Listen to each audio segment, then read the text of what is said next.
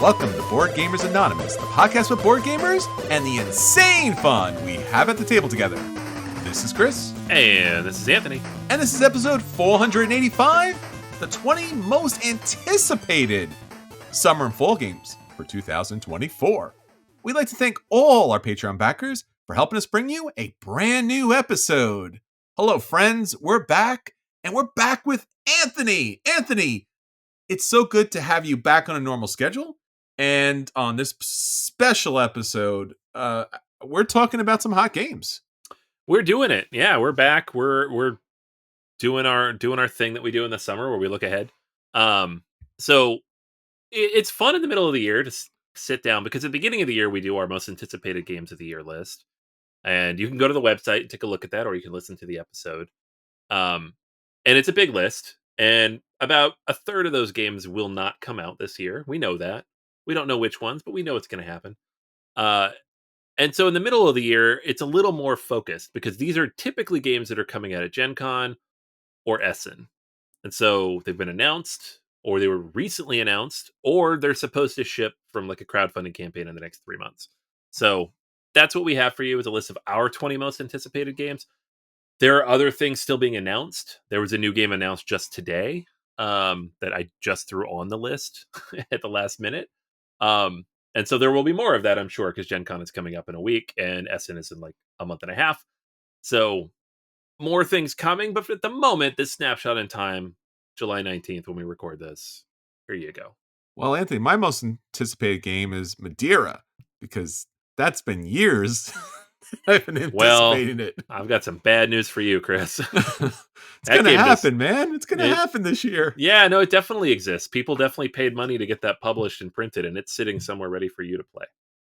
Well, if you're in China and you want to kind of, I don't know, break into a, facility in China, which is definitely recommended. Yeah. And I don't know, get a couple of pallets and send it over to all the people who actually backed that game. That would be great. And we do have Chinese listeners, Anthony, so that is possible. We do, and we're going to get them arrested. Oh, yeah. China's not known for its, liberal policy when it comes to theft, is it? No, I imagine it would be bad, yeah. Could we're liberating the games? Liberating the games. Setting them free. Fly away, fly. Yeah. Sadly, that game has not gotten to us yet, but you never know. By the time we finish the podcast, maybe. Yeah. No, it's not impossible. It's been 5 years since we paid money for that, but it's not impossible. Sure. Cardboard stays good that long, right? Yeah, no, I was just telling the story before we started recording about a game that I got from Kickstarter that was 5 or 6 years delayed. It was sitting in a warehouse somewhere that whole time because the person couldn't afford to ship it. It arrived covered in mold inside the box, so you didn't know, but I popped it open. Hey, mold. Oh. So I would be weary of my copy of Madeira if it showed up 3 years from now. Damn it. Madeira! You're out there somewhere. All right. Well, that is always going to be the most anticipated game because, again, it's been years. But we will talk about the anticipated games that are, I don't know, within the realm of possibility going to be able to get to the table in 2024. Although you never know, because Kickstarter and GameFound and Backer Kit and all those other things are, can be challenging, to say the least. True enough. So we will hope, we'll pray, we'll knock on wood, we'll cross our fingers, we'll jump up and down, and we'll make those things happen. But before we get into all that fun stuff, Anthony, for our feature review, there's another Kickstarter that is currently out that we have been highly anticipating. And I think you and I both went to Kickstarter to back this game. And then, I don't know, got punched in the face by the price. So much money. Oh my gosh. And that, honestly, that applies to so many Kickstarter campaigns anymore. But this one was like, I don't know why I was surprised. I shouldn't be. It's Luthier, by the way, the Art of the Instrument, the new campaign from Paverson Games, who were the publishers of Distilled, which was a very popular, well-received game. We both liked it.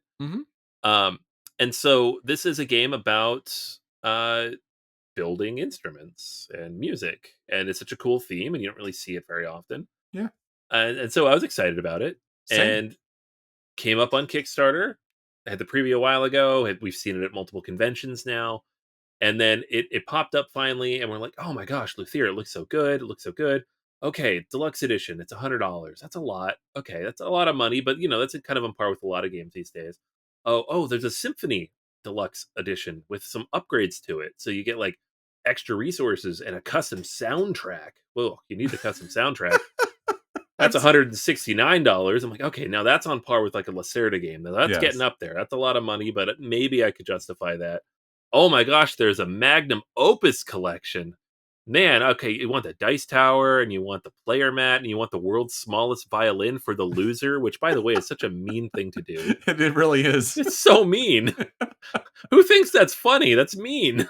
Like, that is $279, and they claim, and I say claim because I think it's nonsense, it's $400 MSRP. No way. No, Not on any planet. Not on no. any planet. This Shenanigans. I call shenanigans on that. What are you doing? This is like some Queen Games level nonsense. Yeah. Like, I don't know who looked at those Queen Games campaigns and saw the amount of backing dropping precipitously between campaigns, and they're like, we should charge that much. Like, Yeah. what are you doing? It's so much money. So I was super excited about this. I was thinking of backing it. They threw these numbers up, and I'm like, I'm out. No, thank you. There is a standard edition in here somewhere. That's not really listed, but I think it's like $60 or something, and it doesn't come with any of the stuff. So, man, maybe I'll wait like I did with Distilled and just pick up a retail copy for like $30 and think it's fine and be happy that I own it, and then sell it 6 months later. Well, again, this is their second game, and I like Distilled, and again, it was a game that I wanted to back, but again, back at that situation, it was still a little bit on the expensive side. It was $85 for a first time designer, first time game, and it's just crazy that this is so much more expensive than their first game when it seems like it's, I don't know, as far as materials are concerned, seems like relatively the same and or possibly less.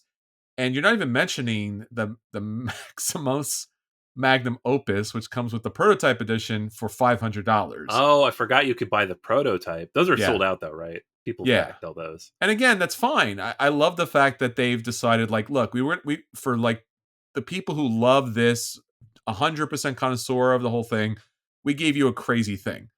That is fantastic. And you can charge whatever price. And I don't think anyone's mad at you.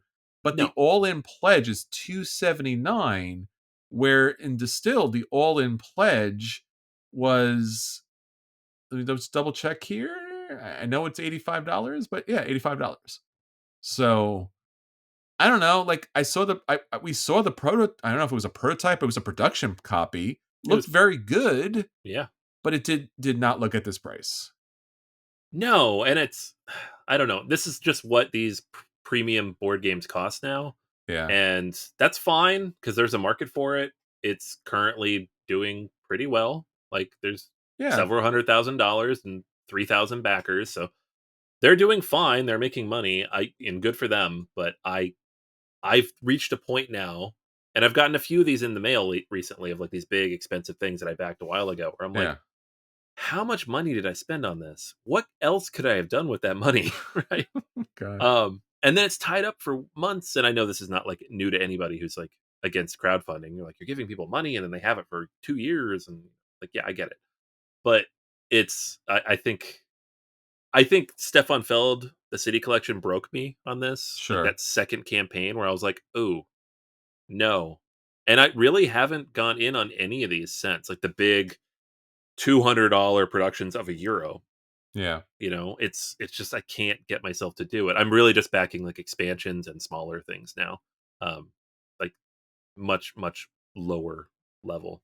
And it's doesn't mean the game's bad, doesn't mean it won't be fun, and doesn't mean I have a problem with anybody who is backing it. So if you are backing No, it, it's fine. no ill will.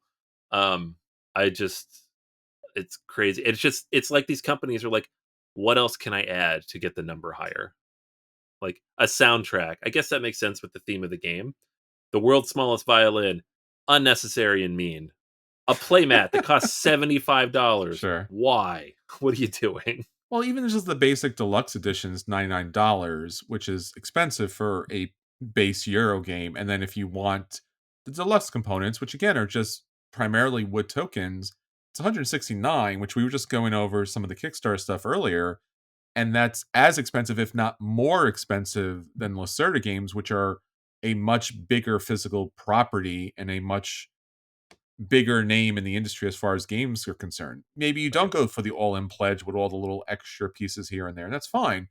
But again, I feel bad about this because I was really excited about this game, and I think there's a way or there's a price that this game should generally go at that gives you the quality, not just a paper kind of basic version, but give you the quality that you really want in the game that you could reasonably pick it up because again, no one's played this.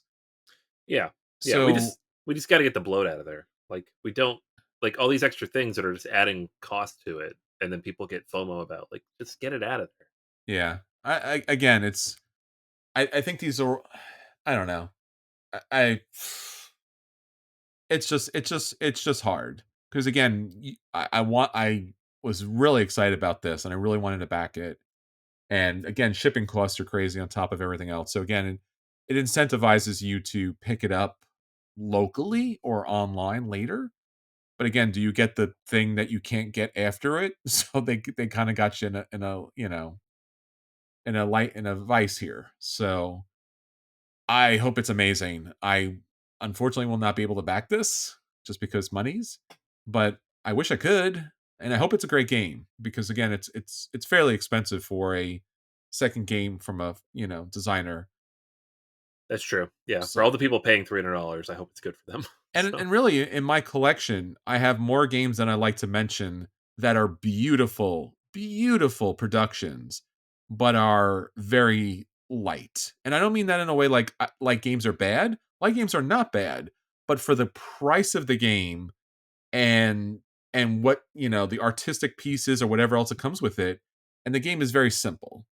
So I bought into that because again, what you can see on the Kickstarter is just artwork and pieces. And again, there's no independent reviews anymore of these games. They're all paid previews. So all of your favorite big name reviewers are just getting paid to do previews.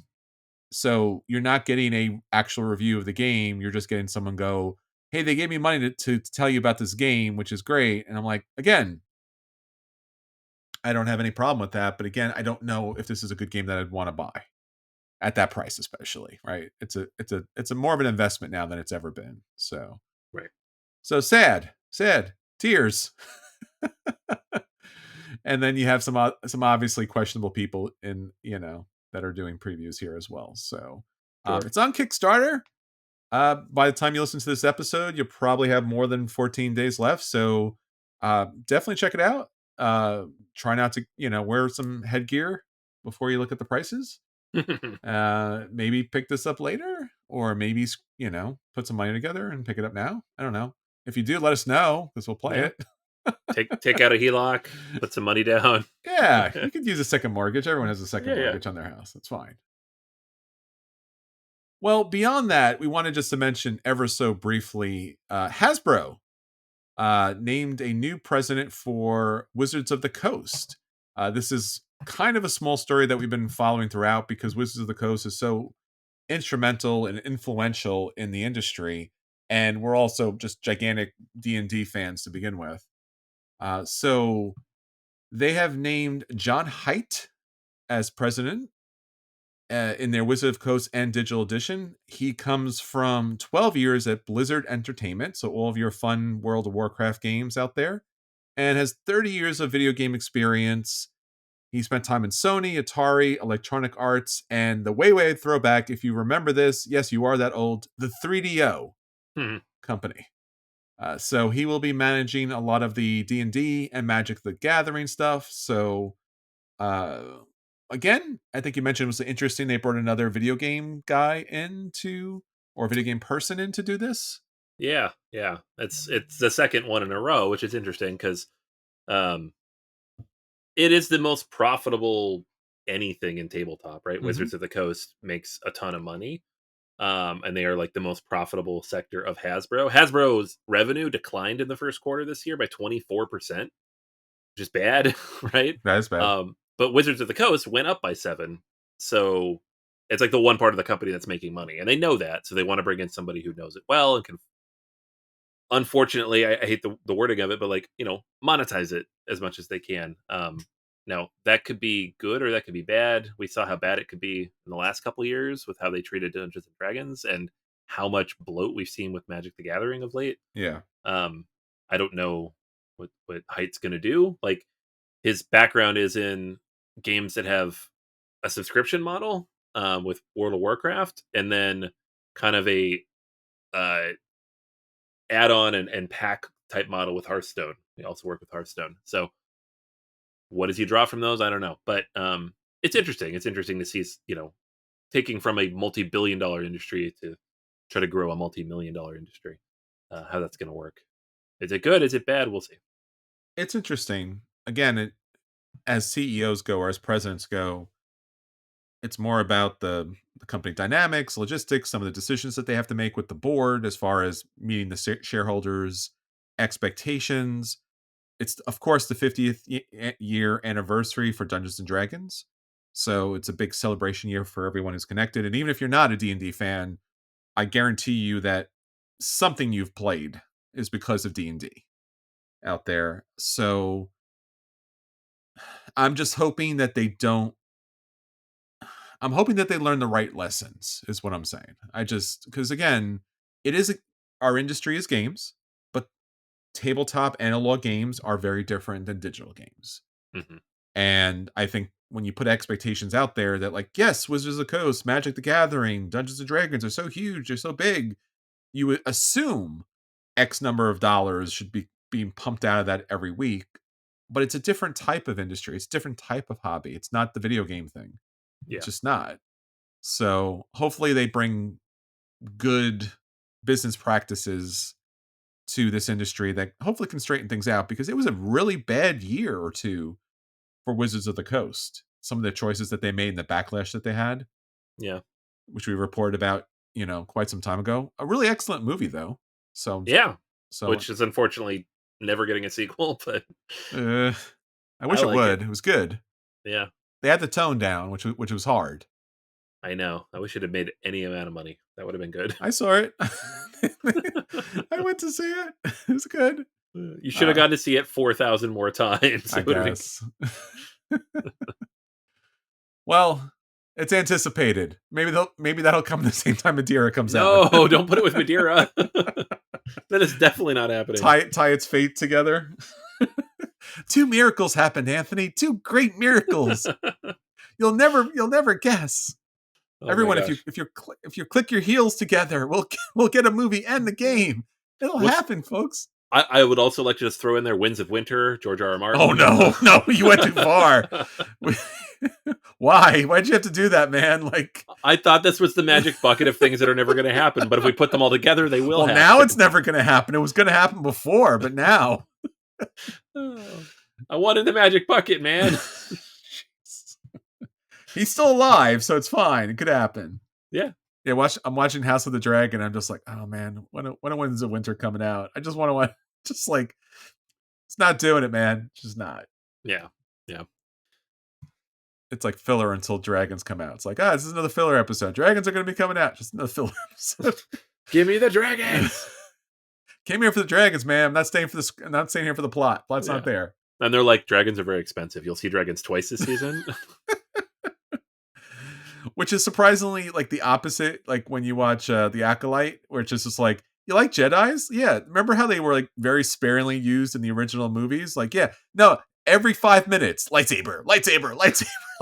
Just like, here's 30 Jedi in a pile.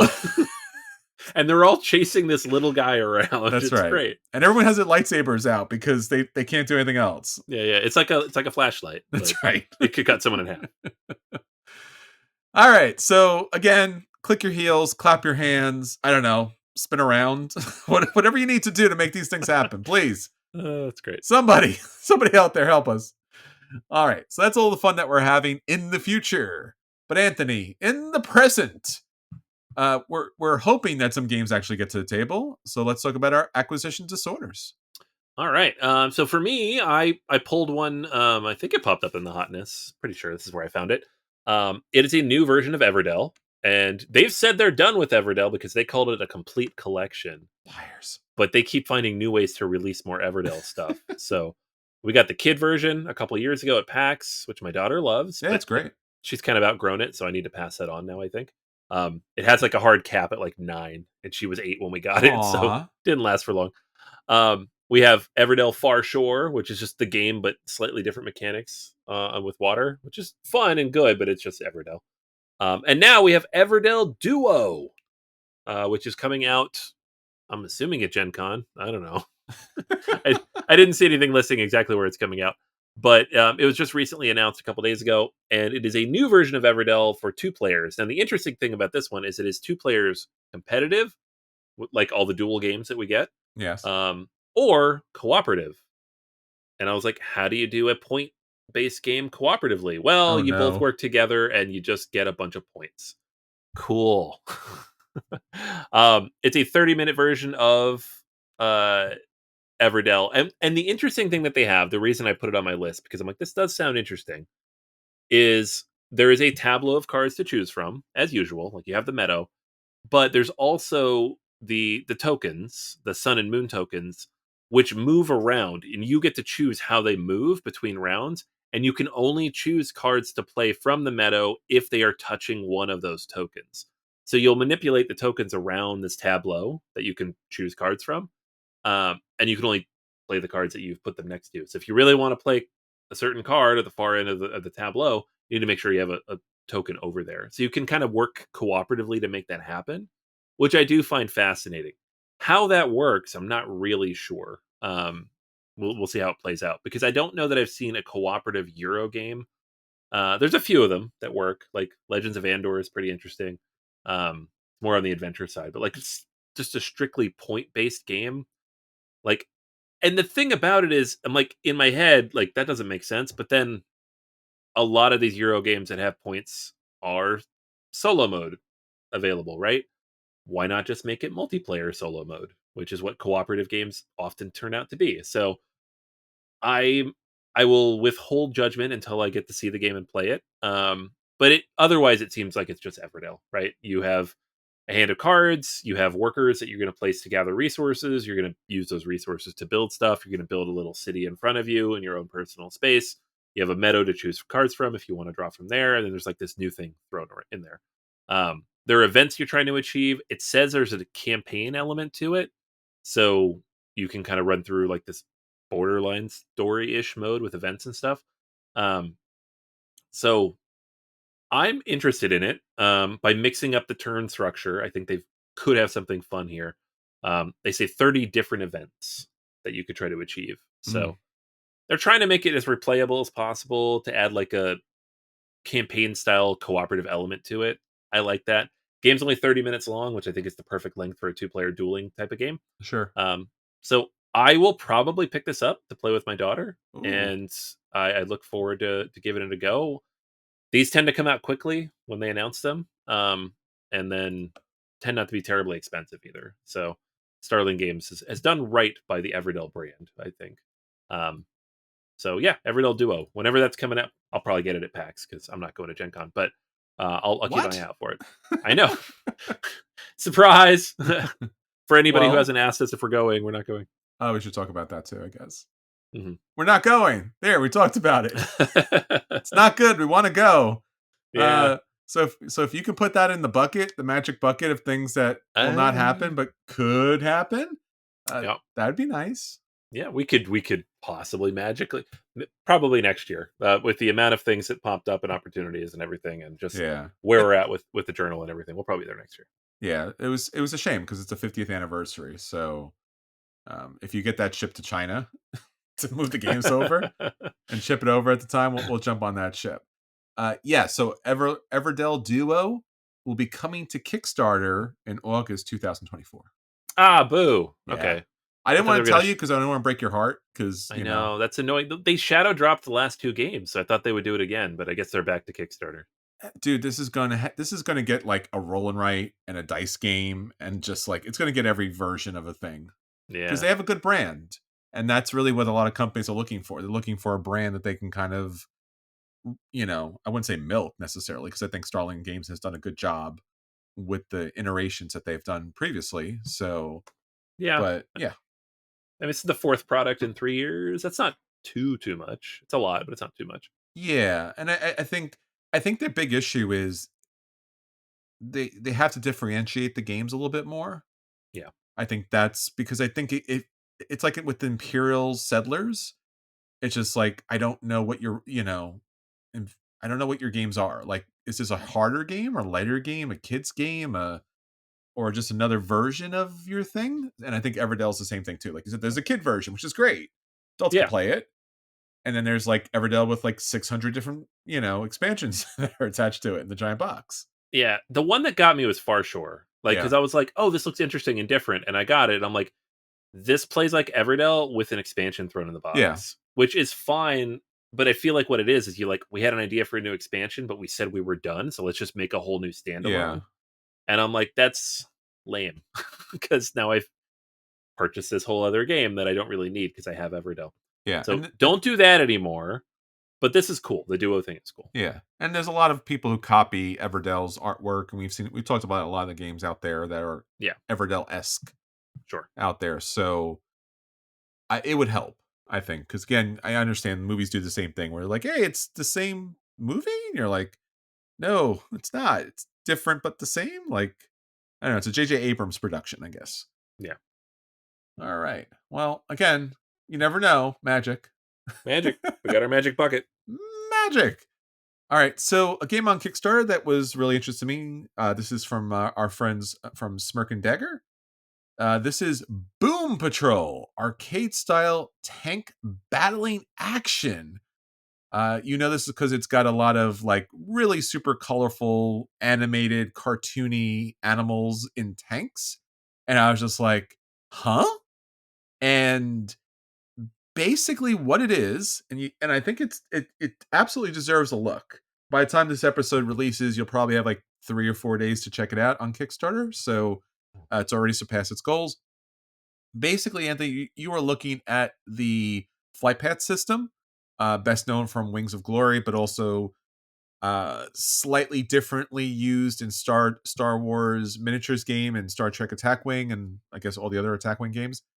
Basically, you have a tank. Your tank is basically a wooden or cardboard card with a little turret on top, and then you pre-program 3 actions you're going to take that particular round. This is very much like Wings of Glory. Wings of Glory is very similar, where basically you're going to choose cards from your deck, your personalized deck, and you're going to place the cards in front of, in this case, a tank, but in the other one, a plane. And then you're going to put the plane on top of it and move that particular distance. So you don't have to deal with those plastic arcs like Star Trek Attack Wing. It's going to be card based. So that makes it a lot simpler, a lot straightforward. You're gonna play 3 actions, and then if you're in range of another tank, you'll use the range stick, and that will let you know exactly, literally on the stick, how many dice you'll be able to roll and how much damage you could possibly do. But in this game, there's also an opportunity to gain gold, because basically you want to earn medals. So if you destroy a tank, you get 2 medals, but there's an opportunity to gain gold and deal with bunkers throughout the game, which will also get you medals throughout the game. You will also need ammunition throughout the game. And basically, each of the different tanks has a captain that has a special ability. Again, it's very cartoony animal kind of look to it. And it's just a fun bunch of people at the table, move your tank around, shoot other people, roll a bunch of dice. It's just one of those kind of fun little throwaway games that I think will stick around. I generally like the idea. It's super streamlined and basic, and I don't mean that in a bad way, but like I could see this getting a lot of play at the table because it's very straightforward, it's very lighthearted, and I think, having played the Wings of Glory games, which are beautiful, the planes are amazing, the history that goes along with it is amazing.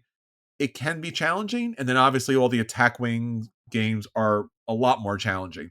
This seems to be where you can play with family, you can play with friends, you could just be like, hey, let's play a bunch of tank games on the table, and it's fun. And also because Smirk and Dagger also does really well with their games. It's $35 for the standard edition, $49 for the deluxe edition, and that's it. So if you want to get all the fancy pieces, you don't really need to because it's pretty straightforward of a game. But $50, it's on Kickstarter. Boom Patrol, arcade style tank battling action. This is cool. Right? This is very cool. I didn't even know about this. I love that system. I kept when did I last have this conversation? It was like last year with somebody. Mm-hmm. This should come back and be modernized and updated, Yeah. and here we go. We have something trying to do that. Yeah, it streamlines it to a point. I mean, you're going to be able to like drive over and blow up buildings that are just like randomly thrown on the table. And there's a bunch of like special abilities and things, but it's very like I feel like this hits the right like population of players who will play this. I think the cartoon stuff is a little off the edge, but again, it's meant for more kids, I think. But I Yeah, think adults will have a fun with time with this too. So pretty simple. Check it out. All cool. right. So those are games that we hope to get to the table. So magic, bag, pot, box, whatever, whatever it takes to get it done. Anthony, let's talk about the games that did hit the tables this week, and we'll let people know if those games are a buy and they should run out and pick those games up. If those games are a play, they should sit down and enjoy them. If those games are not the best, so just dodge them, or in fact, those games are the dreaded burn, and throw them into the magic box, and maybe they come out better on the other side. Anthony, what did you play this week? All right. So this is a game I actually played a little while ago when I was in Seattle. I hadn't had a chance to talk about it yet.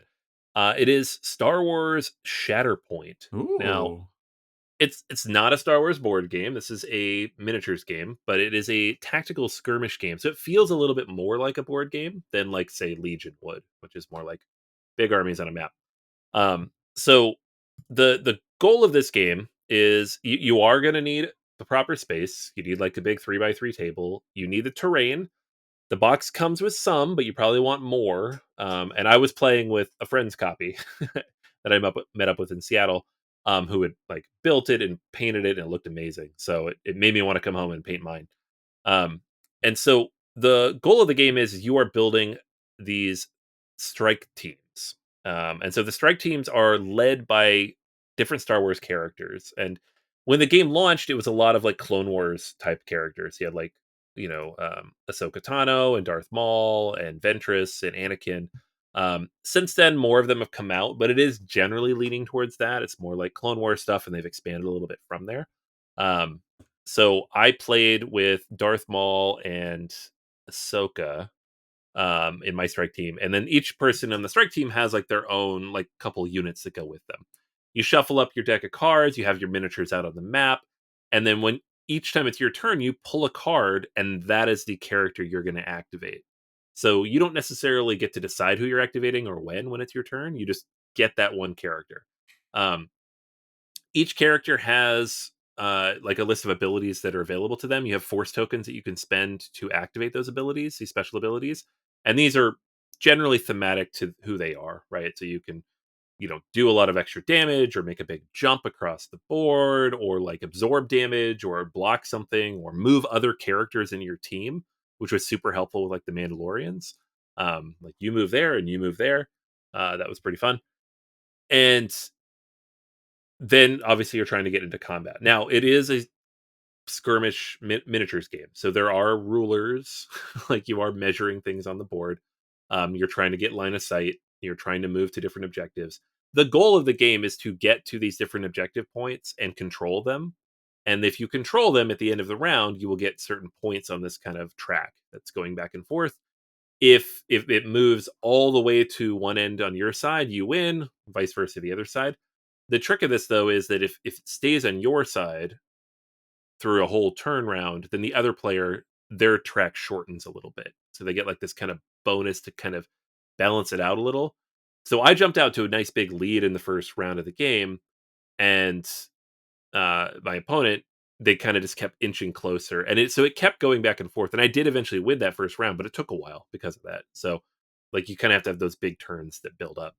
Um, and so there's a lot to think about here. Like, often with these miniatures games, it's either too much or not enough for me personally. Like, you either have a million things to keep in your head, like Warhammer, where it's just too complicated, and I can't keep like that 200-page rulebook in my head, or it's like really, really tactical, and you're really just like moving things around and rolling dice, um, which is not as fun for me either. So like, it's why I always like Battle Lore, because it's card driven, it's tactical, but you're like working with the systems that you have in front of you. This feels more like that. Now there are a lot of dice. You are rolling a lot of dice. Like, you move into the situation, you fight, but your cards determine what you're rolling. And then there are like these special tokens or icons on the dice. And then based on what you roll there, you're going to look at your personal character card, and it's going to tell you what that does. Right. So you have like all these special icons. You see, like, if you get 2 to 4 special icons, that's 2 critical hits. If you get only one, that's 1 critical hit and this other thing. And of course, there's a bunch of status effects because, again, it's a big box of miniatures. Um, but it's cool. I had a lot of fun with it. Like, and I like Star Wars. I like miniatures games, but I always struggle to get them to the table. This is one that, unlike Legion, which I went all in on when it launched, but it was really just like another one of those build an army, throw it on the map. All the pieces look the same, and it's not really exciting. You have like your one leader out there running around. This is every character is someone you know. They can be painted very cool, right? There aren't that many of them to keep track of, and they have like their own personal stats and abilities that you keep track of. So it feels much more board gamey. It feels much more. It is tactical, but it also feels like you're doing something strategic within those tactical systems. So I had a lot of fun with it. I do have the base set, and I think I've bought like maybe 2 expansions because they looked Mm. cool to paint. Um, and I'm glad I do now because I think this will be a lot of fun. So Star Wars Shatterpoint is a buy for me. Whoa. Yeah, I have a lot of miniatures type things because I always think I'll paint that and that'll be fun. But how many of them I actually play is much lower. Yeah. I will definitely try to get this to the table more. Now, the big barrier with this one is just space, right? It needs a big space to play. I don't have one built into my home, so I need to get a piece of plywood and throw a mat on it or something. Mm-hmm. But I think I could definitely play this with the kids. It's not that complicated. It really is. Like, everything is in front of you. It's all printed on the cards in front of you. You're only activating one character per turn. You just look at that card, you look at the board, and you take actions based on what's available to you. Like, and that's where the thinking comes in. You look and see what your options are, and you might have a bunch of options, but that's it. You're not looking at the whole map and being like, okay, which of these 40 units do I move? What flank do I want to try to run? How do I get like, none of that meta is necessary. You just like, what is this character going to do? And how are they going to do it? Um, and that was really fun for me. So Star Wars Shatterpoint, great game. I had a lot of fun. I'm really glad I got a chance to play it, and looking forward to playing it more. Nice. This looks really good. Again, it's kind of hard to. I mean, the paint jobs on these things, at least on the website, is just amazing. Yeah. Do Yeah. you? So when you play, and I see there's a whole bunch of different squad packs. Do you get like a squad, or is there like a point allowance system where you pick how many points you're playing as? Yeah. So when you pick a character, they come with a squad. Yeah, I see that. So you might build a squad. You can build a custom squad Okay. that's optimized around various things, but you're only ever going to have a handful of units on the map. So it's not like you're building up with a bunch of different point options and going to have like 30 units to work from. It took like 5-10 minutes for us to figure out who we're going to play as. It was really just like, which characters do you like more? Okay, that one Sure. doesn't really go with that one, but what about this one? Okay, we're done. you know? Nice. I mean, I like the idea they have a really good diversity. I mean, Star Wars is pretty big, you Yeah. know, and it seems like they've covered all the movies and, like you said, the TV shows and the cartoons, not just like one particular era, which is fun because I could play the original trilogy or I could play the Mandalorians. So Yeah, no, it's cool. Like I said, when it launched, it was a lot of Clone Wars stuff, but they've since there's a Mandalorian pack, yeah. there's a Moff Gideon pack, Hmm. there's a Kanan and a Hera pack. There is a Han Solo pack, which finally did come out recently. Yay. Um, They have this cool little diorama thing, which is like the final scene from the Obi-Wan show. Yeah. Which spoilers is Obi-Wan versus Darth Vader, and Darth Vader's throwing a bunch of stuff at him. Hmm. Which honestly I feel like looks cooler in plastic than it did in the show. So, Sure. um, but yeah, and there's some weird deep cuts too. Like it's not all major characters that you know of. There's like you have the Inquisitors pack. It's just Grand Inquisitor and a bunch of Inquisitors with them. So it's lots of options based on what you want, and you don't need all of them because you can't play with all of them. Can I play the Yub Nub Squad pack? Because that's a Yes, real you thing. can. It is there. You can be the Ewoks. And the Ewoks have 2 packs. It's not just 1 pack. They have 2 of them, 2 squad packs. Yeah, they do. Yeah, Nice. I'm very tempted to pick up the Ewok pack.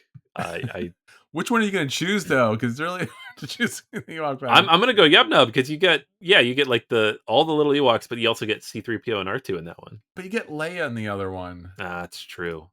I don't know But which one has Wicket. Is Wicket in both of them? that's the thing though, is she's the leader in her pack. Yeah. In the other one, the Ewok is the leader.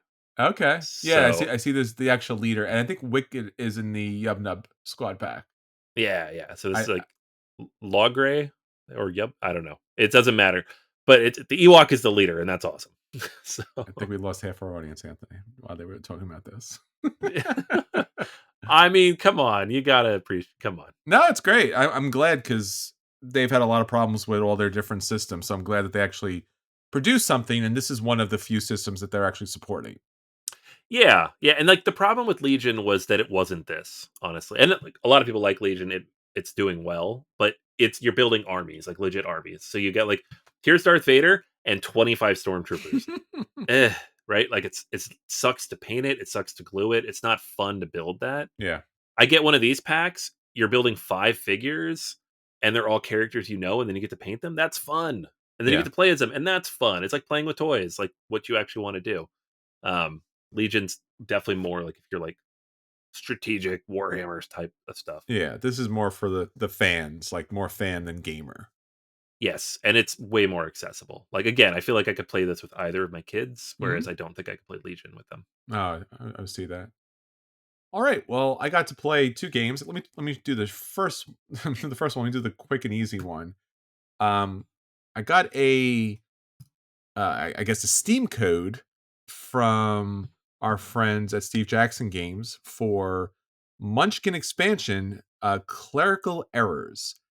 I've talked about Munchkin a lot over the years. I actually like Munchkin. Played with family, played with friends. It's one of my first kind of introductory games into designer tabletop games. It's been around for a long time.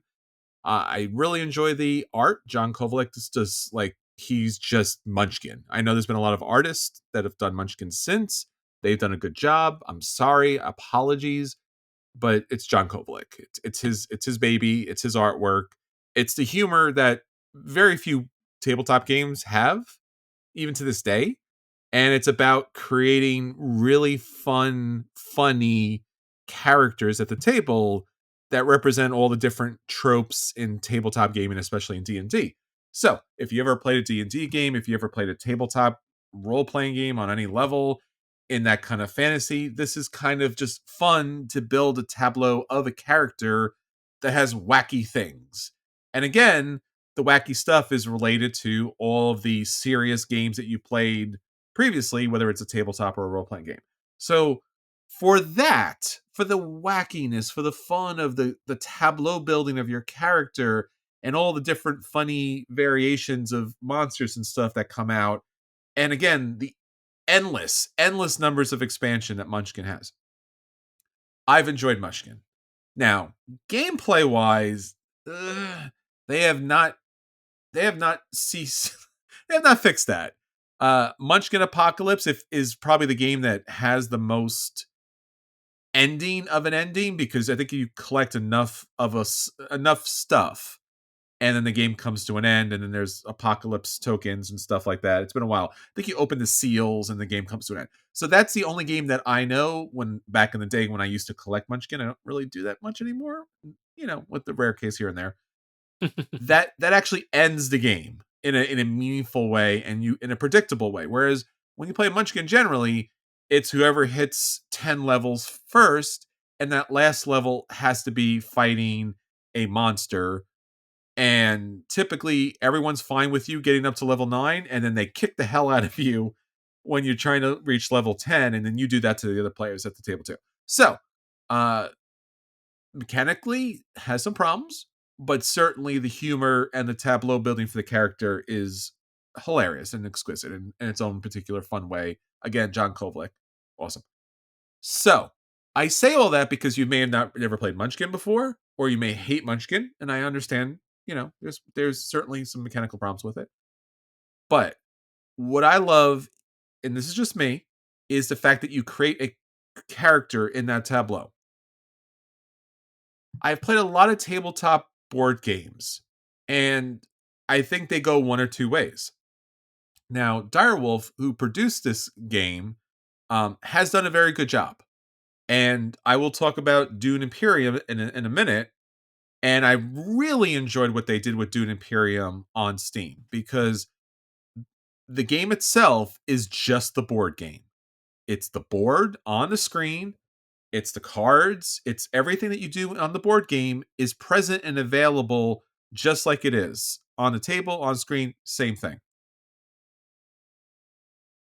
And I think that's great because they did that. And then obviously I'll talk about, Terraforming Mars. Great game. Love Terraforming Mars. But when you play the Steam version of it, all the cards, the tableau building is shrunk down to icons. And for me, Terraforming Mars is about building this wonderful, interesting corporate tableau. And it's less about necessarily how amazing Mars looks. So it's more of that kind of presentation over the actual function of the game, which for me is the most fun part. So again, why this? Because I played Munchkin, the base game. My sister actually bought a copy of it when it came out. She was very excited. Again, I introduced my family to it, and it was a letdown. And primarily it was a letdown because, again, they went with the spectacle of it instead of the function of it.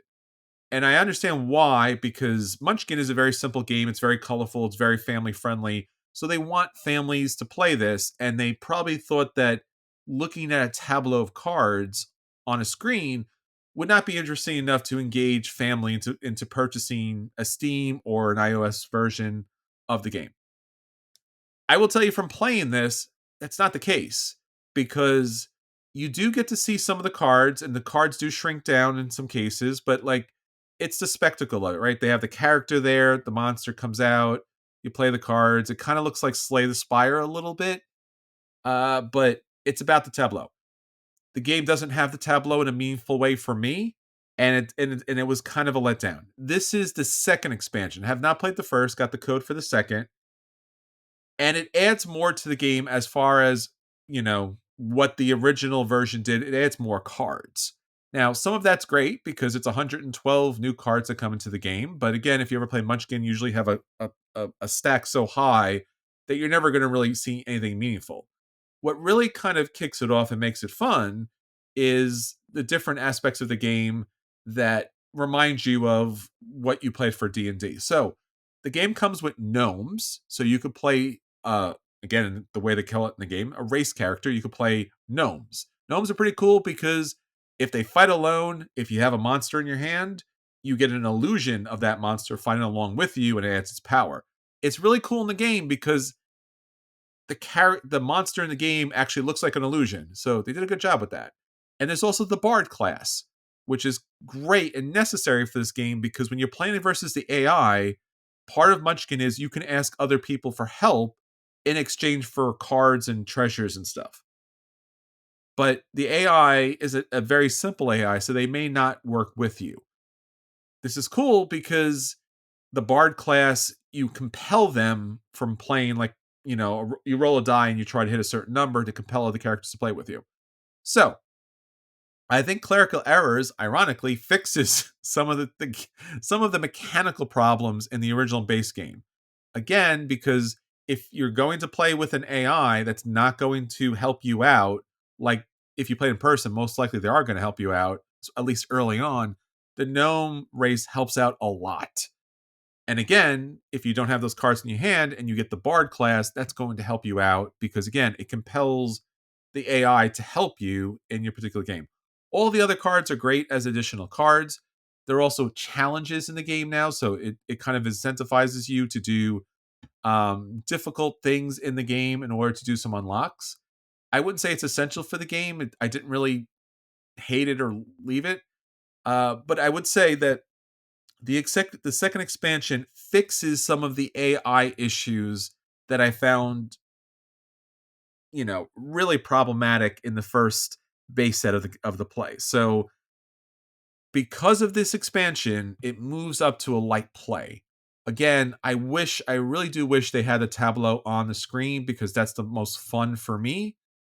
But again, I understand some people just like to see the presentation of it. It doesn't make it Munchkin for me, but it does fix some of the critical mechanical issues with the AI. So Munchkin critical errors as an expansion.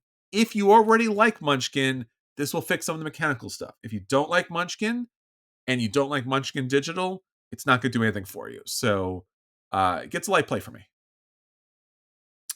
It's Munchkin, so I have no comment. There you go. Throw it in the magic box, kids. Magic Box. Make Munchkin good. Magic Box. All right. So let me talk about a board game. Dune Imperium Uprising. We've talked about Dune Imperium a lot. We've talked about Dune Imperium, the expansions. Anthony, you have all the expansions, right? I do. Nice. I have the big box. I even picked that up with the miniatures. Ooh, there you go, buddy. I know. I need to play it. So Dune Imperium Uprising, according to the designers here, and again, this is Direwolf again, they have talked about this version of it. It's a re-implementation of the original Dune Imperium, but it's also somewhat of an expansion because you can play with the other original expansions that go to the base game in this game. I think I got that right. Okay. Yeah, that sounds right. So what they talk about this one here is this version, Dune Imperium Uprising, is made to be or focused to be more about the second movie that came out recently. Okay. So more of the second part of the first book, the Vanu, right? So it has some differences. So if you look at it, I know a lot of people were very upset about this, and I think they had a right to be because, like, you just bought Dune, you just bought the expansions, and you thought you had Dune, and then somebody came along and was like, "Hey, new Dune." Yeah, And well, it was like 2 expansions in 1 year and then a new game 6 months later. yeah, which was kind of why. But also, I remember I met somebody at one of the conventions we went to, and I was like, "So what are you going to do?" Because he had the base game and all 3 expansions, and he loved it. And he says, "I'm going to buy the new version because it's the only reason why I'll get to the table is because people like the new thing." Yeah. And I was like, "Well, that's terrible, right? They should have given some space between the games." I will say, not owning either of these games, I was not sure what to pick up. I have my finger on the button to pick up the original game and the expansions because I do like the Dune universe. So Arrakis, Dune, again, the space opera about spice and sand and giant worms. I'm not going to go into more detail than that. You should know Dune. If you don't, check out the movies. They're a lot more approachable than the book. The book is a little more chunky, complex, and chewy.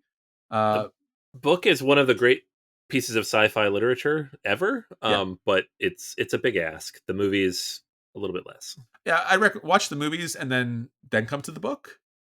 And then if you read the later books, it goes really out there. Yeah, it does. Not bad, but it really takes a different. If you want weird stuff, read the books. Yeah. So again, this came out in 2023, and it plays just like Dune, the original board game that came out there, with some differences. So let me just talk about the differences. We talked about the board game pretty extensively. It's, worker placement along with, I don't know, deck building that goes along with it. So 2 of them kind of work hand in hand, and then there's some battling on the board. What is different? The board is different. They're totally different as far as spaces have different abilities now. There's a few that are kind of the same, but most of them are different for a number of different reasons, which I'll talk about. And the deck of cards, which you'll be, deck building with, is different. The intrigue cards are also different. So those two decks are different. They're better in my estimation. They clean up some of the problems of the original game. Obviously, the expansions fixed a lot of that, but here in the base game of Uprising, the new base deck is much better. The new intrigue, the cards are much better. Some of the primary elements that really make this game a little bit better in my estimation, or just kind of opens the game up, is the spies. The spies go out into the board and they have a number of different actions that they can do. They can allow you to gain additional cards if you pull them up. They allow you to go spaces that are already blocked. And they gain you bonuses based upon other things that happen in the game. Some people may not like this because some of the, I don't know, the tightness of the game is the fact, of any worker placement game is if someone goes there, you're stuck. So now with the spies, you have an opportunity to go to a spot that you may not normally have access to or gain additional resources and abilities throughout the game. I will say that I found the spies, they work very well. I didn't feel like they totally got away with, the tightness of the game with the worker placement because there's only one spot for the spies. And on each of the board, the spy covers a pretty large section. Usually it's one, two, or three kind of areas. Second, it's the sandworms. So if you only have the base game, you don't have sandworms in the game. Sandworms are great because they bring a 3 combat strength into the game. They're also added to spots on the board that typically were just for spice. And now, if you have this hook icon on your board, you can be able to capture or domesticate, I don't know, control somewhat the spice worms in the game. So now they add 3 to the power of, when you're battling. But the more important part is they double the benefits of whatever you're able to win for that particular round. That's huge because when you're playing Dune Imperium, you really have to pick your moments when you want to play because typically the only really good benefit from battling is always the first player, which again, it's not a bad thing. But now having the worms here, plus the fact that those battle cards have been changed up, there's more of a reason to battle because coming in second is also very good. And especially if you have a worm in play, it's exceptionally good. And it kind of speeds the game up a little bit, but incentivizes you to battle instead of just being like, I don't really care. I can't get first place, so why am I even bothering? The worms really help a lot here. And they're kind of a one and done for that particular battle, so you have to kind of capture them again. Next year's contracts, which I know you could play with the expansion. Contracts are great because they give you reasons to go to certain spots on the board and gain resources that you normally wouldn't get. And overall, the game is a little bit looser, but I don't think at any point did I feel like it was just like way too loose. It wasn't like Caverna versus Agricola, where it's like you could do anything. It's like, no, you could do certain things. It's just now it incentivizes you to utilize all the spots on the board, again, contracts, and also spies let you go to multiple places. So you didn't feel like that round, because that person got to go first, I can't do anything this round. And I'm not going to be able to battle because I couldn't get my troops out there. Or maybe they have a couple more troops than I have. So it's just no reason to battle. So I really like the modes here. I think it's great. They have a solo. They have a 2-player mode. There's a House Haggle deck that you can play along with. I have not played with that, so I can't speak to that. But I think overall, if you've not picked up the base game with the expansions, I think Dune Imperium Uprising is definitely worth a buy. Great. Yeah, I love doing Imperium, and it's funny, like coming around to the game with the expansions. You know, obviously, it didn't hit me at first when it first launched, but they've developed it, they've built on it, and this seems like an even further evolution of that. Um, which is kind of what they do. That's what Direwolf does, so it's not surprising at all. Yeah, I like the idea that they're kind of framing this as like the second movie. Yeah, So yeah. it doesn't necessarily take away. They should have called it Dune 2 then. I would agree. I think people would have been less mad. Yes, I would agree. And they should have kind of, like you said, like chapter 1 or chapter 2, Yeah. right? Like the movies kind of did, right? It wasn't like something like that. They kind of like I think it's just Dune and Dune 2, right? Well, I think at the end of the first movie, they kind of showed that there was going to be a second one, right? So like you said, this should be the second one, Right, yeah. and Part 1 and then part 2. part three is going to be coming out, which is we don't know necessarily, but probably part of the first book and maybe part of the second book. So, Mostly the second book, probably. well, yeah, we'll see what they end up doing. But again, that could be another version of the game. Yeah. No, that's So, cool. I think it's a cool idea. It's a cool way to do it. I still have yet to play this. I would like to. Um, I will never pick it up because I really do like what I have, yeah. but I I would like to play it. Yeah, and I think again it takes some of the expansion's best moments and puts it in the base game. It doesn't have all of it, but some of the stuff in there. So, That's great. does not fix my big problem, which is the deck. Nothing will, man. And I'm Goes in just the like, magic bucket. Magic but the bucket. magic bucket, can you fix when a market comes out there and you can't just I clear it as easy? I mean, I know there's Uh, atomics and stuff like that where you're supposed to, but it's not enough. Just saying. All right. Well, that's everything that's hitting our table this week. Now on to our feature review.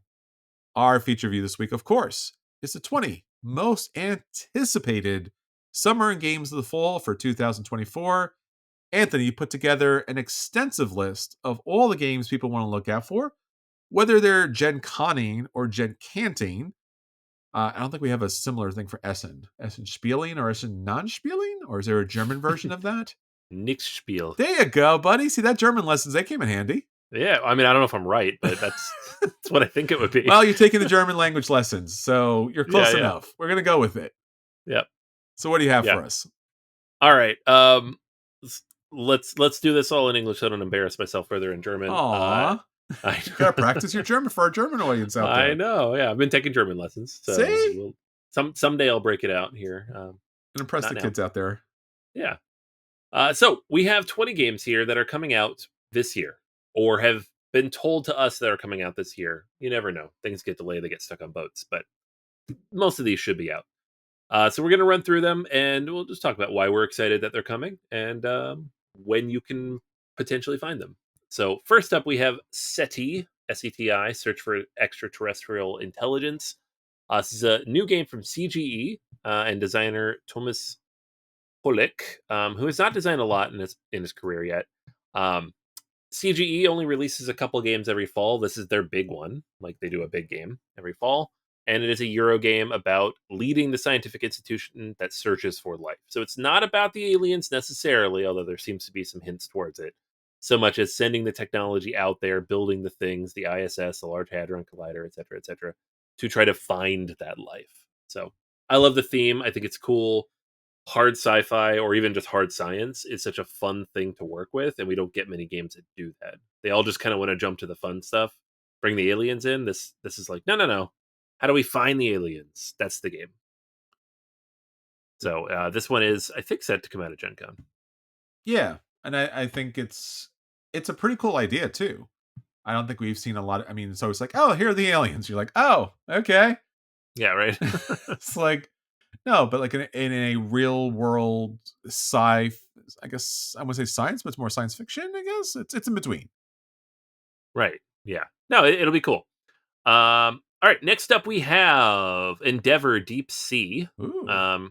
This has been teased for a while now. Yes, we've seen So this. yeah, it's been floating around out there for a good amount of time. And I I see what you feel, did there. yeah, I know what I'm doing. In Yeah. English, even not even German. All right. Yeah. So this was on Kickstarter last year, and it is kind of floating its way out to people. I did it again, and You're on a roll, man. it's also going to be at Gen Con, so you can pick it up there. So it's taking the game Endeavor, which is controversial for a number of reasons, not the least of which is its use of slavery as a game mechanic, and it's probably the only reason why. But and it is putting it in the deep sea. So instead of the Age of Sail, you are exploring the depths of the ocean, where no humans live. At least it's just fish. So it's kind of taking that formula and remixing it for a new, not even like a super new theme. You're still on boats, but True. it's doing it in a slightly different way. Now I haven't played it, so I can't say exactly what's different about it, but I am interested to see what they've changed. I'm not even like super excited for the game. I didn't back it, but I want to see what they did differently. Hmm. So that is what I'm excited about. Yeah, it's a great idea, right? Because the game was Yeah. out of print for a while. They reprinted it. They didn't change anything that was super problematic about it, which was really weird. And then they came out with this version, which looks really nice. The graphic design, the artwork, it looks as crunchy, if not more crunchy than ever. Yeah. So yeah, no, I'm excited to see this at the table. I remember walking past it a couple times, but we didn't get a chance to play it. But yeah, looks good. Yeah. Next up is a game that I've already reviewed. So this Oh, is not even. it must be nice for you. Yeah, it's so nice. You don't even know, man. No, this goes into our big boxes that are too big nonsense because I would have brought this with me to Jersey, but Oh, the that'd be box is too great. big and I couldn't carry it. Um, so Slay the Spire, which I reviewed back, ooh, I don't remember what that was, like early June, episode 479. Um, it is shipped pretty much to everybody, but it's coming out to retail at the end of July, and it will be at Gen Con. So for everybody who didn't back it, which included me, but I did do a late back, it will be available out in the world. It's great. I gave it a buy. Highly recommend it. And I'm excited for more people to get a chance to play it. Yeah, I think our friend Chris was talking about this. I think he backed it as well. So Awesome. everyone's been really happy with it. And again, I have not played it, but if they were able to pull this off, I just brilliant. More power to them because it again, it seemed like a game that could not work in tabletop form. Right? Just should not work. And it seems like it has. So yeah, It does. Yeah, they found a way to simplify it. They added the co-op mode for multiplayer that really works well. It's great. nice. Um, Next up is another video game being transferred over to the tabletop. I don't know if this is good yet. The game's not out, and that is Dead Cells, Mm. the roguelite board game. So it is a somewhat light-ish game, coming from a big team of Antoine Bauza, Corentin Lebrat, Hmm. Ludovic Mablanc, and Theo Riviere. So all the designers out of France working on this one, and it's a based on kind of that Metroidvania angle of, you know, go into a dungeon, go as far as you can, do as much as you can, die, upgrade yourself a little bit, and do it again. Um, how does this translate to a board game? I guess we'll see. I don't know. I did not back this because I was a little wary of how it looked Sure. and the fact that it was kind of on the light side. But if it works, it could be really fun, similar to Slay the Spire. It's supposed to ship here in the fall. Yeah, again, I think our friend Chris backed this. So we'll Okay, have to drag him on to talk about it. Chris, let us know. Yeah, Chris, how, don't play a thing. Yeah, I want to know how this game is. All right, next up we have a game coming from Arcane Wonders, and they have a bunch actually, but this is the one that I kind of pulled from their list. Video Game Champion. So this is a game where you transport yourself to the early '90s to be a 16-bit video game champion. So back in the days when there were video game championships, like in the late '80s, early '90s, kind of like the Wizard type of era, um, it's that, right? Okay. And it's made into a board game. It's fictional. Obviously, there's no actual games mixed in here that I can see. Now, Legally couple down, distinct. Legally distinct. a lot of legally distinct type of things, right? Now, the one downside here is that one of the designers worked on Masmorra, Hmm. Dungeons of Arcadia. Not a great game. Um, but it's chibi, it's fun, it's cute. So we'll see if it translates well here. This one's getting decent early buzz. I love the theme of it. It will be a Gen Con. So Nice. I look forward to seeing how it does. Yeah, it looks like it's got the vibe down. Got the vibe for sure. Yeah. Yep. Next up is an easy one that I've already pre-ordered. Maybe you have too. War of the Ring, the card game, Fire and Swords. Tell me more about this game. It seems new and interesting. Yeah, it. So there are a few expansions on our list. This is one of them.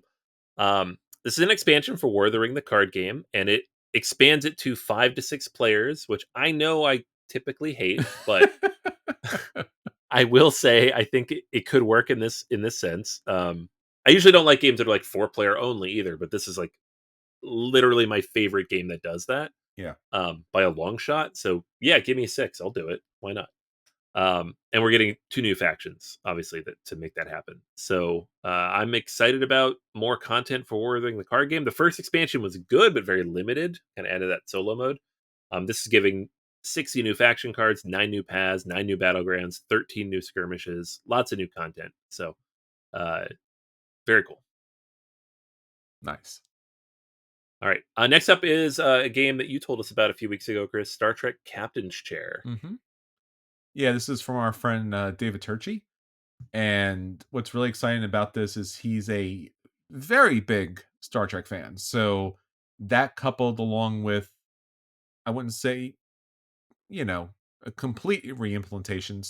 Supposedly there's a lot of things very different, but utilizing some of the Imperium game mechanics that he's used previously, it's now Star Trek. So if you played Imperium, his card game previously, and now you're like, but you know what? I like Star Trek a little bit better. You might have a really good game here. So upstates a lot of the stuff. I mean, whether you play Classic or Legends. So I'm pretty excited about this. Yeah, no, it looks cool. I might check it out too. Hmm. All right, next up is another expansion. And this one's interesting because it is the first new expansion for Mage Knight in almost 10 years. Um, the last one was in 2015. It is Mage Knight the Apocalypse Dragon. Wow. It's designed by Phil Pettifer. And if you weren't aware, like, because Vlada Shavatal's name is all over Mage Knight, he only designed the base game and the first expansion. The Krang expansion and the Shades of Tesla were designed by the co-designed pair of Paul Grogan of the Gaming Rules uh, YouTube channel Yeah. and Phil Pettifer. So it's not new that it's not Shavatal. This is how it's been for a while now. This is a big expansion. The last couple are a little bit smaller, so we're getting a new playable hero. We are getting the Four Horsemen. We're getting the Apocalypse Dragon. We're getting this whole new story campaign mode. Very exciting. One of my favorite games, and absolutely excited to see how they integrate new content for this. Will I play it anytime soon? I don't know because it's a big game and there's a lot to get through, but it'll definitely be on my shelf soon. The cover looks great. It I want to play just because of the cover, honestly. Yeah, it's very cool. Yeah. Yeah, it's this multi-headed dragon, all these different types, and this one lone figure kind of facing off against it. It's got Tiamat vibes on it. Yeah, it does. Hmm. All right, next up we have from Devere Daitoshi. This is a new game from Danny Garcia, which is really the only reason I put it on here because Danny Garcia designed Barcelona, Mm, yeah. which is a game from last year that we both really enjoyed. Yeah. So after Windmill Valley, which is coming from Board and Dice at Gen Con, we have Daitoshi coming from Devere. And this game is about, it's not even really clear exactly what it's about, but you're like running a factory in a big city. So it's kind of like a vague-ish theme, Hmm. but there's definitely like some things overlapping here that make it sound interesting. So I'm excited about it. It's not super clear when it's coming out. Probably, I would guess Essen, but Devere often shows up at Gen Con and has stuff. So we'll see. Yeah. Devere's been on fire lately too. So excited. Yeah, I remember visiting with them years ago, and Yes. like we didn't recognize any of their games, and like we've got some big stuff coming up. And we're like, okay, and now it's like every year, 2, 3 big Euros. That's true. Yeah, everyone loves White Castle. Yeah. All right. Next up is the new Vladas, or not Vladas Shavatal, Vladimir Suchi. There you go. Vladimir Suchi has a new game coming out called Rasafa. So it is about trading in the Middle East in the 3rd century. You are moving around in the desert with a camel, and building caravan routes. So I will be honest, thematically, it looks a little dry. Yeah. Um, Even artistically, it looks a little dry, Yeah. but especially compared to some of his recent games. Yeah. But it is sushi, so I know there'll be something weird and different about it. It's true. Will it be good? I don't know, but it will be weird and different. I love the fact that it's subscript is buy my spice with 4 or 5 exclamation points. Yeah, Isn't your camel thirsty? Your garden is amazing. I'm just like, all right. And you look at the board and you're like, it's just like, it looks so drab. I don't know what they're going with oh here my god, visually. it's like a Queen production. It's really just Yeah. it's It, very basic, generic, early 2000s board gaming. it's So weird though too because the designer is the same one, like visual, the graphic designer is the same one who's done the last few games for him. So it's not like I don't they know. got someone new. It's just a different aesthetic. Yeah, very very. Yeah, it's an Yes. odd take. All right, next up we have a game that both of us backed, which is rare because we don't always It's back true. everything. We both went in on this. Andromeda's Edge. This is a re-implementation of Dwellings of Eldervale, Hmm. which is an amazing big fantasy euro that no one can buy. So So neither one weird. of us owns it. They for whatever reason, after 5 printings, still can't print enough copies of it. It's crazy. Yeah. Yeah, just make more. Do another Kickstarter. Why are you doing I it this way? don't I don't understand. Like I enjoyed it, and then I remember it got a reprint, and then it like immediately sold out. Yeah, and they keep doing reprints. Just put it back on Kickstarter. That's when you need Kickstarter, is to make more copies of the game. I mean the only excuse I can give them, and I don't want to give them an excuse, but the only excuse I can give them is like they had this coming out, so Maybe. they were like, we don't care. It's a different company, maybe? I don't know. Who knows I what they're don't doing know. here. Like, But this is Luke Laurie, who designed Dwellings of Eldervale, but also designed Energy Empire, one of our favorite games. yeah, Working with Maximus Laurie, which is, I believe, Luke's son. So it's cool. It's a cool story. It's a cool game, and it's Dwellings of Eldervale in space, which awesome. So supposed to be shipped. They say September. Looking at their timeline, I would think October or November is more likely, but we should have it by the end of the year. if we get it all this year, I'd be thrilled because it's a lot of pieces. There's a lot of moving things there. We saw it at the table when they had the Yeah, production copy of it. We didn't get a chance to play it, which is sad because it looked yeah, great. it And did. yeah, so throw the Dwellings of Eldervale in the magic box because I like to have a copy of that. Yeah, yeah. I don't even think that needs a magic box. I think we're gonna get it. You keep saying these things and they don't happen.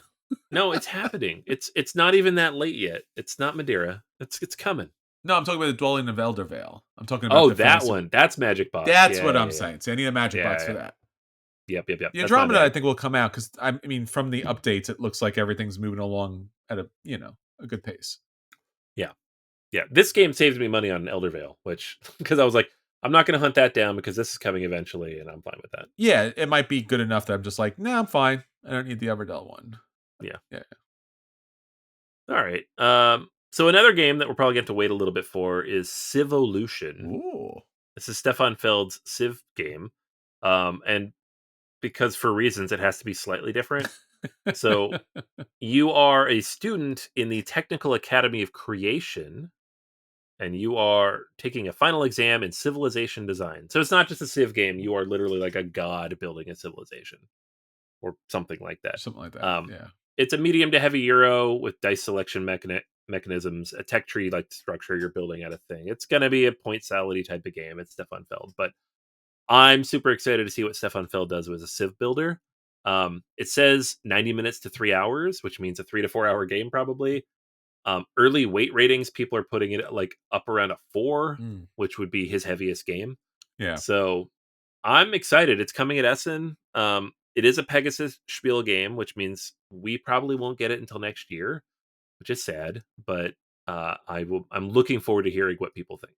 Yeah. And it's Fell doing this, so that's pretty great. And it's a 4X without the extermination. There's no fighting. Yes. I do love when we think about what that means and why we don't need that fourth X. So There's a lesson for you kids out there. You don't need to exterminate people. I'm just saying. Hot take yeah. right here. Yeah. No, it is cool. Like, how do we get rid of that? Well, we put you in the perspective of the person literally physically building the civilization, Yeah. not a civilization trying to survive. No, I'm really excited. Again, I always get excited about Feld stuff because Feld is just very unique in his game styles and mechanics. And I've been disappointed with his last couple of releases for sure, both Right. in the City Collection, but some of his other games that came out were like didn't seem like they were fully baked in a Yeah. lot of ways. I'm like they're okay, but not for Feld. Feld is I expect Yeah. Cool ideas that don't quite come together, yeah. like the Acolyte. There you go. Yeah. So yes, and I love Civ building, and Pegaspiel does a great job, and they're affordable too as far as games concerned. They Right. understand their fans, so we Yeah. We're not appreciate. gonna have to pay $150 for this game. No, because if it was a Queen game, we would be paying $150 for it, Yeah, we and then would. I would just be like, no. Pegaspiel's Yeah. cool company. Thank you guys. Yeah. Appreciate it. Mhm. All right. Next up, we got Salt Fjord. I talked about this game 2 weeks ago. This is the reimplementation or the partial reimplementation of Santa Maria, coming from Aporta at Essen. I'm excited for it. We're getting rid of the bad theming, and we're keeping the cool mechanics, and it's a fun mechanical system. So excited to see this one probably next year. So why is every problematic game getting reprinted as a fishing or a fish-based game? I don't know. Like it used to be space, right? Like Mombasa came Yeah. out and they were like, you know what, space, and that was the general feel. Like if you're gonna do colonization, just go in space, man, where there's nobody out there. Now it's just like, yeah, it's slavery. Let's just do fish. Let's do fish. People don't care about fish. I do. I'm a Pisces. I care about fish. Don't enslave Yeah. fish. Don't Yeah. eat fish. It's fine. Save the fish. Fish are friends, not food. That's all I'm saying, kids. That's what I learned from Pixar. So Yeah. yeah. Yeah. No, you gotta. It's interesting when things kind of clump together like that, though. Like maybe there was a conversation at the gathering of friends that we're not privy to. Like, let's all do fish. Maybe they pulled it out of a hat, right? Yeah. Just like what no one's gonna mind the fish, and then it comes the fish brigade later on. They're just Yeah. like, no, take it out, leave the fish alone. There's a giant whiteboard in France and Germany. It just has all the different themes you're allowed to use, and so they've ripped down the one that says colonialism, That's and then they're right. like, fish. Fish. How do people feel about fish? Like, positive, Yeah. negative? Would you be okay if we imprisoned and captured them? Like, okay. Most people are pretty neutral on fish. Yeah, okay, fish it is. Oh, poor fish.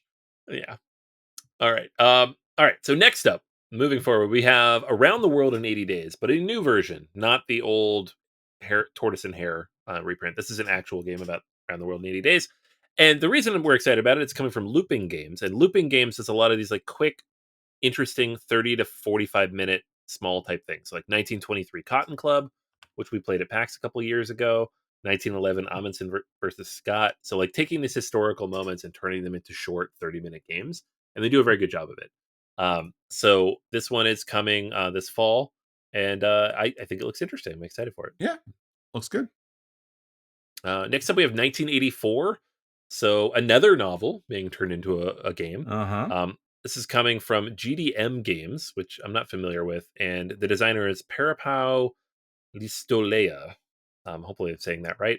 And this is a designer who's worked on a lot of those games from Looping Games. So he was a designer on 1906, San Francisco, 1911, Amundsen versus Scott, 1920, Wall Street. So a lot of the games we just talked about. So again, like taking a simple theme, something historical or literature based, and turning it into a game. This, however, is closer to 2 hours, which is probably why Looping Games is not publishing it. Sure. 1984 feels like a good thing to gamify in 2024. 40 years later, we're kind of living it. So let's see what they do with it. I don't know. I already lived 1984, man. I don't know about you. Yeah, I don't know. I was born in 1984, so like all this time, like 1984 is the apocalypse. That's dystopia. I'm like, yeah, sure, why not? I love the fact that like we're catching up to all the sci-fi movies with all the really terrible future things. It's just like, what year is it now? Oh, Silent Green. Oh, okay. So we're Silent Green this year. Have we made it to Neuromancer yet? Well, next year. There you go. Next year's Neuromancer. I mean, again, not playing the game or anything like that, but like the artwork looks really cool. It looks like a really cool design. Yeah, I mean, I love me some Orwell, so I'll yeah, I will definitely play this. Mm-hmm. All right, Kelp, Shark versus Octopus. We talked about this last year when it was on Kickstarter. Yeah. Really cool looking asymmetrical 2-player game. Shipping very soon. So I didn't back it. I wish I had actually. Yeah. So I will be this will be on my list for PAX if they have it there. Yeah, I talked about this on the preview, and I think again Chris also was a big fan. I don't know if he backed it though. Chris, you need to back more games so we can play more things. I love it. Yeah, Chris, did you back it? Okay, come on the podcast. Tell us about it. You did a thing. Yeah, I was really excited about this. The art style is just fantastic, and the asymmetrical play is really smart, and it's different. It's hide and seek, and it's just great. I again, like you said, I wish I backed it as well because it looks like it'd be like a lot of fun. It's very pretty, and the expansion coming out too. So yeah, all together, which is great.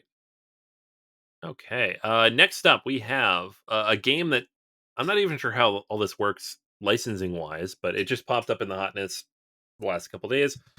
River of Gold. So this is a game in the Rokugan universe, which is Nice. the Legend of the Five Rings universe. Very cool universe. Yeah, and so this was, I don't remember who owned it originally, but AEG had it for a while. They didn't do much with it, and then Fantasy Flight had it for a Oh yeah. while, and they made Battle for Rokugan, which is a great game that like really simplifies Game of Thrones, the board game. Mm-hmm. And they also made the Legend of the Five Rings living card game as well as an RPG. Yep. Lots of good stuff. Mm-hmm. They canceled all of that because that's what Asmodee does. Um, and That's why we can't have nice things. that's why we can't have nice things. Yeah, they made all good stuff with the license, and then they canceled all of it because Yeah. why not? So the license, they don't have it anymore. I don't know why, if they sold it or they just lost it. But now we have River of Gold coming from Office Dog Sure. publisher. Don't know who that is. Um, and it is a new kind of take on this particular world. So it's, you are taking on the role of river merchants, allied with samurai clans, vying for power along the river. So Mm-hmm. you're like building up, you're using like merchant powers. It's got worker placement elements and contract completion along the river. Um, Looks interesting. It doesn't really match up with like the types of games that have come out of this universe before, but I always did like the theming of Legend of the Five Rings. So I'll keep an open mind. It looks interesting, and I'm looking forward to seeing what they do with it. I'm 99% sure this is an Essen release. Yeah. So they also have World Traveler. So Office Dog is a gamer's best friend, founded in 2022 as Asmodee's North America's development studio. Office Dogs works directly with community game designers and developers to bring fresh new titles to the Asmodee catalog. So, Ah, it's an Asmodee thing, so yeah. no license lost. They just moved it. Yeah. They just Okay. yeah, it's in a different it's in a different conference room with a different whiteboard. Yeah, yeah. This whiteboard has fantasy worlds on it. Yeah. So no colonialism or fishing, Yeah. please. And their other game Word Traveler. Uh so yeah, it seems more of a kid family game, like very kiddie family stuff. So, Yeah, all right, cool. interesting. Sure. All right. This is not on purpose. This is funny though. Next up is a game called Fishing. What? What the hell, man? Leave the fish alone, bro. So it's a new game from Friedman Freeze. All his games start with an F, so fishing. All right. So Um, what colonialism game did he pull this out of? None apparently. This is a trick taking game. All So right. Whose you whose tricks are use they card taking? fish. You're catching fish with the Ah, tricks. okay. Yeah. So you play tricks to catch fish, then you use those fish as bait to catch more fish. So it's fishing. It's fishing as a card game. All right. Uh, it's a lot of interesting buzz around this. It's a new kind of spin on trick taking as a theme and mechanic.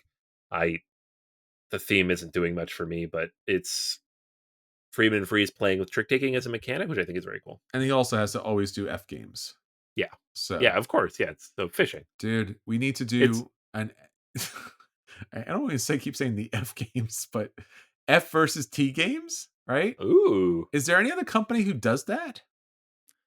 I don't know, but like Freeze still does it, and I feel like Board and Dice gave up. Yeah, I think they maxed out and they were like, we need to stop this. Yeah, yeah. After Toledo and nobody bought it, they're like, okay, we're good. Well, they oversaturated the T market and Yeah, people were like, I have that T game and like, which one? And like, aren't they all the same? Like, no, not so much. yeah, it's no good. Mhm. All right, couple more here. Next up, we have Defenders of the Wild, Mhm. which we talked about What? a few weeks ago on Chris, your acquisition disorder, 2 episodes ago, I believe. Way back when. Yeah, yeah, 2 whole weeks ago. Very cool looking game, designed by T.L. Simmons with Henry Audubon, block by block designer. So coming this fall from the earlier crowdfunding campaign. Yeah, it looks cool. All right. And then last but not least, I threw this on my list and I knew about it because it was on our beginning of the year list, but it recently went up for pre order. Gaia Project The Lost Fleet. So we're getting new content for Gaia Project, which is crazy to me because it seemed like Gaia Project was a one and done. This came out in 2017, 7 years ago.